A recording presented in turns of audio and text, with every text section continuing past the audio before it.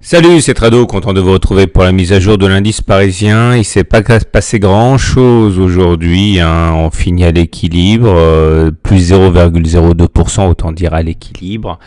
On a réussi à obtenir du soutien de la M7 ici qui a servi de support après avoir été sollicité. Remarquez quand même que la bougie est verte, ce qui signale quand même un intérêt acheteur, puisque une bougie verte signifie qu'on clôture plus haut que l'on a ouvert, donc il y a encore des intérêts acheteurs. Mais quand on regarde les volumes, on voit que finalement, hein, ces séances ne sont pas très significatives, hein. Les volumes sont en baisse, ce qui amène à relativiser tous les résultats qui sont produits en fin de séance, hein. La tendance est toujours haussière, on le voit au fait que le momentum soit au-dessus de zéro, que le RSI soit au-dessus de 70, hein, et que le MACD soit au-dessus de son signal. Ça veut dire en gros que normalement, à moins que l'on soit expérimenté, on ne s'amuse pas à spéculer à la baisse.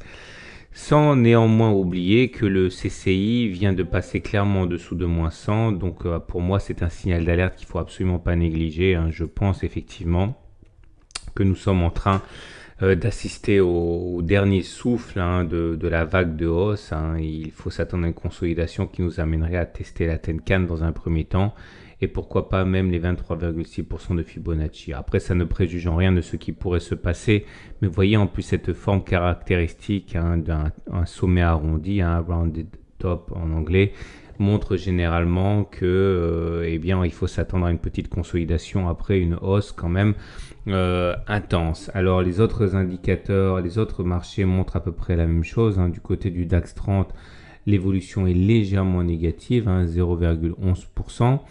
Dans un contexte où effectivement les forces haussières s'épuisent et où l'on retrouve, hein, ce rounded top, hein, ce top arrondi. D'ailleurs, si on met les Fibos là-dessus, on aurait comme objectif de 23,6% de retracement, eh bien les 11 230, hein.